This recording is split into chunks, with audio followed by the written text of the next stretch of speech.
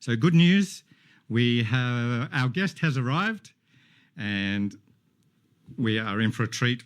We are joined by local musician Sheldon Keys. He's a singer-songwriter, keyboard player.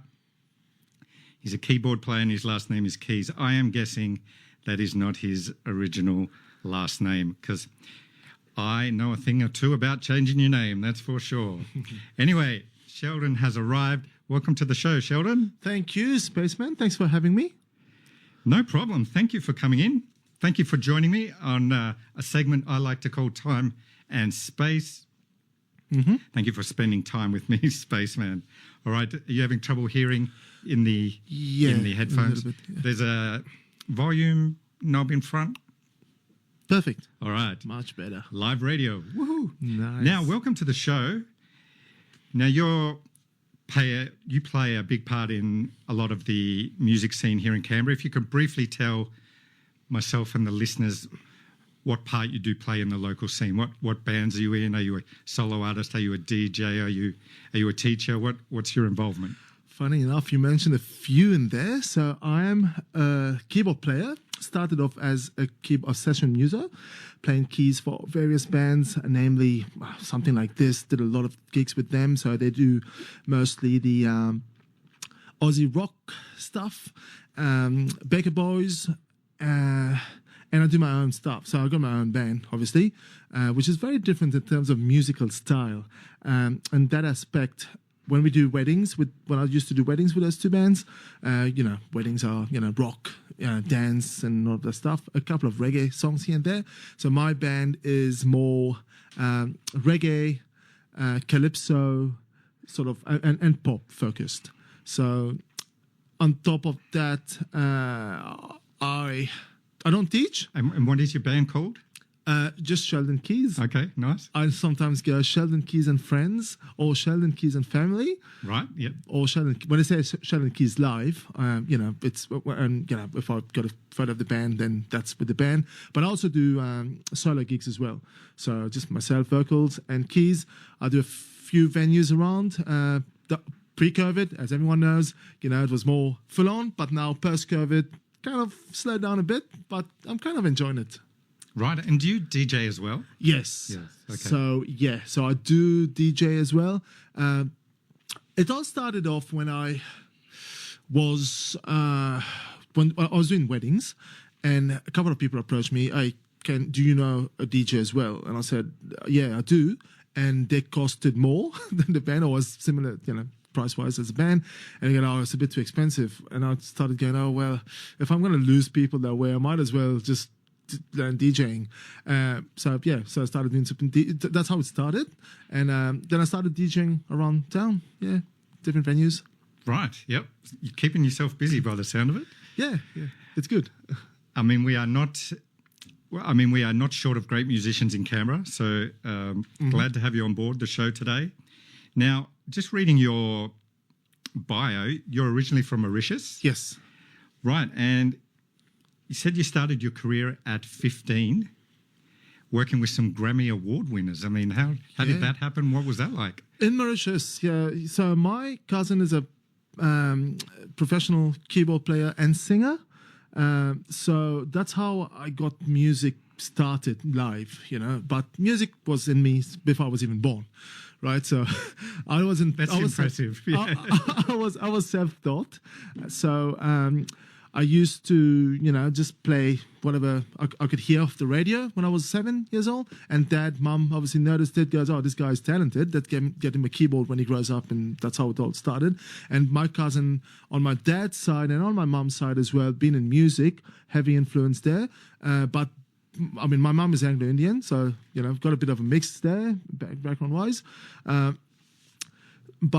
So we're living in Mauritius, and then on my dad's side, my cousin who's started his music career and made it big. So I started getting a few coaching tips and bits and pieces from him, and his band as well, the musicians in his band. After coming, so from Mauritius, I moved to Australia, obviously, and I worked with a guy called... What age were you at that point? Oh, at that point, I was 18. Okay, yeah. Yeah, so I was performing. Obviously, I was at college and stuff, so I wasn't performing as much. Just the local, there was a concert called Jump Around Concert, and that was massive. I wanted to ask you about that because is it true that at this concert, it was your first live performance and you played in front of 30,000 people? 100%. Well, tell me about that. So it started off. So I started off doing the little, music day thing from school, and then my rector, we call it my headmaster there. We call it rector, but also known as a headmaster. He noticed it and said, "Oh, do you want to be part of the Jump Around concert?" And I said, "What is the Jump Around concert?" And he goes, "Have you not heard about it?" I said, "Obviously not." So he showed me all these. Back then we didn't have phones and stuff like that. So he went through catalogs. I'm like, "Whoa, I'd love to be part of that." And I saw the amount of people that the bands were performing to. I was like, "Man, I'd love to be part of it." So anyway, so I started off doing that. So that was every year. So how it works is every band from a college represents the college at that concert. So, and when we first started, I was doing it near my college anyway. There was this massive stadium. Just imagine 15-year-old going on a big stage. And it was like... I mean, that's why I asked. I want to know what's it like. Big production, lighting, and it was big, right? And all of those colleges across the island came there to support, obviously, their bands and obviously watch the other bands. So that's how it was big. And obviously the families and friends and all of that, so that I was just standing on the stage going, "Oh my God." I actually felt stage fright then. But after that sort of eased off, obviously, with the time. Massive experience, great experience. Every year I did it until I moved to Australia. So that's like 3 years in a row. And then, so you moved to Australia, and then what happens? You stick with the music, obviously. Mm-hmm. Has living in Australia influenced your music since settling here? Definitely. So obviously the styles of music back home, it's called Sega music. So it's a mix of African, Baila, and there's a bit of a mix there, but it's kind of got its own original sort of sound, right? So when I moved to Australia, I had to listen to K-Sound, to Eagle Rock, and all of those other tunes, And I'm going, "Oh my God, how can I learn these songs from there?" But anyway, I guess you had to learn them for the weddings. Huh? Yeah, exactly. Weddings and pubs as well. We used to do the Durham and other pubs around town. So they were big songs there. Yeah, everyone requested those songs, So I had to learn them, obviously. And I had great fun learning them and performing them. That was cool. And after that, I decided to do an album. And, I started off with a couple of single songs, originals. And I decided to do an album. And Kenny Leonor, who was the producer of the album, music-wise, he was the Grammy Award winner of producing. So I was coached by him vocally in terms of my lyrics, just delivering the song. He was a good coach in terms of listening and giving me feedback so I can deliver. So that's when I sort of changed my mindset, going, well, I really need to work here if I want to be heard. So I started doing my practice and learning as I go, because you learn a lot in a band setup rather than just by yourself, going on YouTube or whatever, doing your own thing, just because of that spirit, So that's how it's started off in Mauritius as well. I learned so much with my band members, and it's just that share of knowledge, the musical knowledge. Yeah. Wonderful. Well, let's hear one of your tracks now. Sure. Let's hear what you're talking about. So this first track, Together as One, this is from a few years ago, I believe. Yes. Yeah, a few years ago. It was released as a single, and it's on my album as well. Yeah. All right. So let's hear it now. This is Together as One by Sheldon Keys. Let me just cue it up.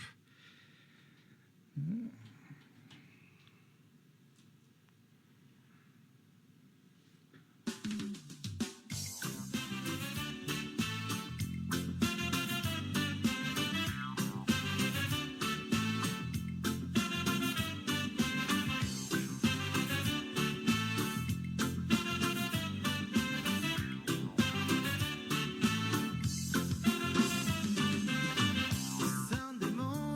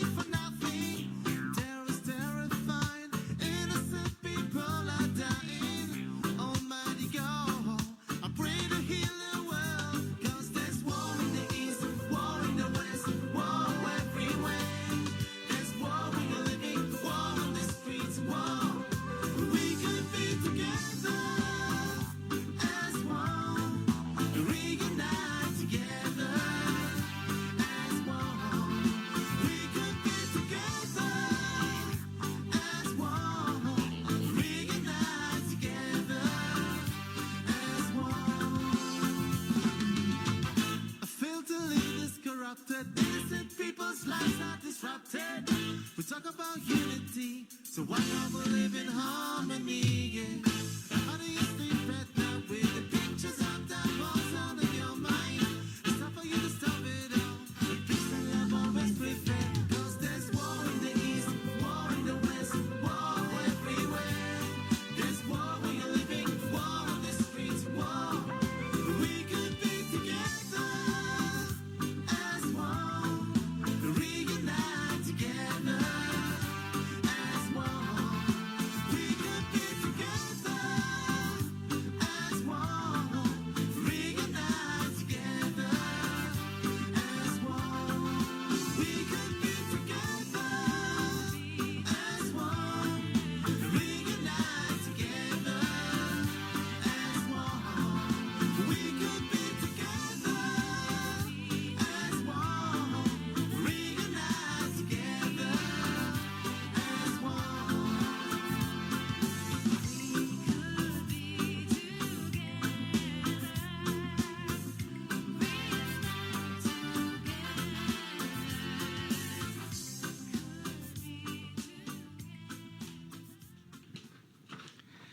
And welcome back.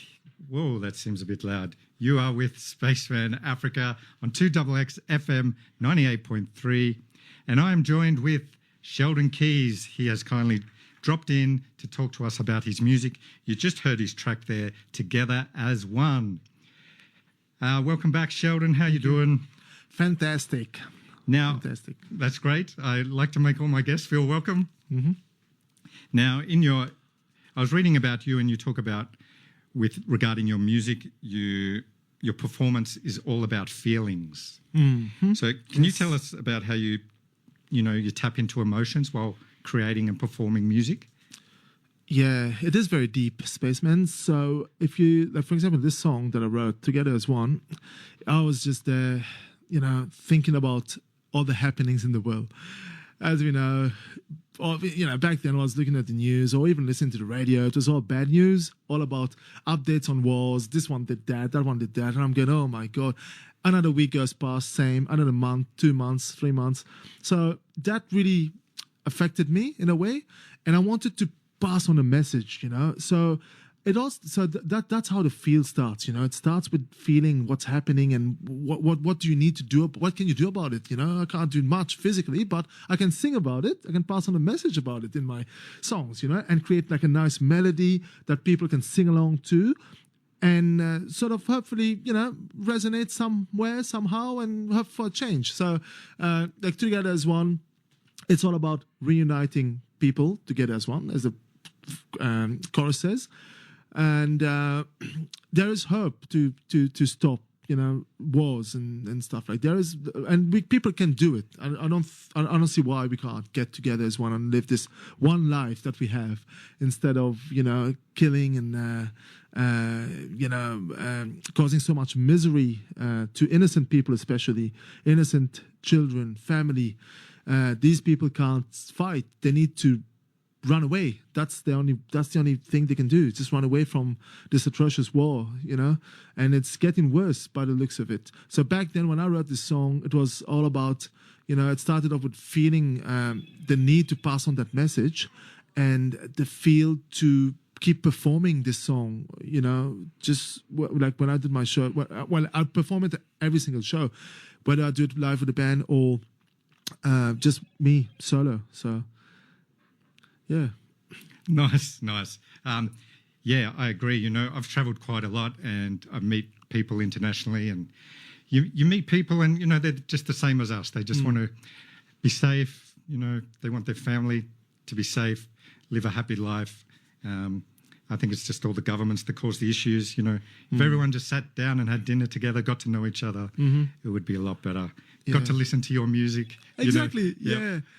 Just embrace this one life. It's a gift. Yep. So why trying to conquer? And what's the aim? To get that land? Yes, but you're gonna leave that land behind. So why not live a stress-free life? Doesn't matter if you're president, you're the chief of army, you're whoever. Man, if you just chill, relax, embrace life, go on holidays, as you're saying, you went around the world visiting. I think people need to do that. Live this happy life, stress-free life, because whatever we got or what we are chasing material-wise is going to be here. We're going to take it along. So together as one. Yes. Well, Local and Live, you've got some very philosophical statements here, and we don't shy away from the important philosophical stuff when we're talking about our music. Speaking of international artists, you've performed with many. Has there been any standouts that have influenced you and given you some good advice, helped you along your way? All of them have. When I was performing with them, it was me playing keys predominantly. So it was, a lot of learning and getting the solos right and all the practice and rehearsals and stuff that come along with it. Amongst all of them, one thing remained is simplicity. No matter who you are, no matter how big you are in the music scene, I've met, people who are really down to earth. They talk the same language, music-wise. We share the same sort of thoughts. Nobody is sort of higher or bigger than the next person kind of thing, or more knowledgeable or whatever. When we sit and talk music, when we're performing that one same music. So that one same vibe, so that's how we deliver it. That's one thing I've learned from all of them. So mainly the artists that come from Mauritius. So we go on tours with them. So they start off in either Melbourne or Perth, and we go around to Sydney, and to Perth or Melbourne, depends where we started. So Canberra, they haven't really come down to Canberra because of the amount of people in Canberra. Not many people go out, or I don't know. There's something in Canberra, but it is what it is. So, yeah. Yeah, Canberra is a bit difficult. It's cold in winter. People feel comfortable at home. Mm-hmm. I play a few gigs around the place, and most of the audience are other musicians. Musicians go to gigs, but it's difficult to pull a crowd. Yeah. Although I'm in the older generation, I think the 20-year-olds are doing just fine. All right, so, what can fans expect for you in the near future? Any new releases, any gigs coming up? Yeah, so since my last album, to be honest, I took a few steps back just to reflect on where I want to go. So it's been a bit of a steep sort of curve there in terms of deciding which path.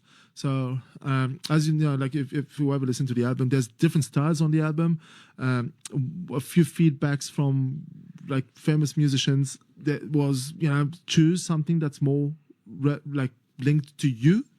So that took me a long time to think about what that guy meant. I'm like, okay, well, what do you mean by something that's reflected? So anyway, now I kind of know what he meant, and I'm working towards that path. So yeah, there's going to be some releases coming up soon. So I'm just waiting for people to be available, all the musos to be available, pen out the musical arrangement, because it's going to be very different to what you heard recently and on the album. Stay tuned. Follow me on Facebook and stuff, Sheldon Keys, or Instagram, or whatever the socials that you might be on. So I'll post all of my updates on there. So yeah. All right, great. And make sure to let me know when you've got new stuff coming out. Yep. All right, we've got time just for one more question. This is from my random interview question series. There's 20 random questions. I got Sheldon to choose a number earlier. He chose number 7, which is, if you had to cover a song from a completely different genre to yours, which song would it be? Oh, that's a tough one, Spaceman. That's a very tough one.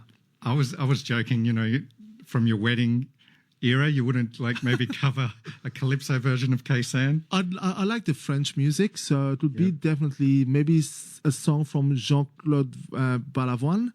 I forgot the title of it, but yeah, he's got so many good songs, but it'll definitely be one of his songs redone in a different style, yeah. Okay, right. Yeah. Good choice. I'll have to look him up. Well, thank you, Sheldon, for coming in and joining us today and letting us know about what you're up to in the local music scene. Always welcome. Thanks for having me. Yeah, no problem. We're going to go out with another song from Sheldon. Very appropriate song. It's called TGIF. Yep. Thank God it's Friday. And hopefully this gets you in the mood for the weekend ahead. Once again, thanks, Sheldon. This is TGIF. Thank you.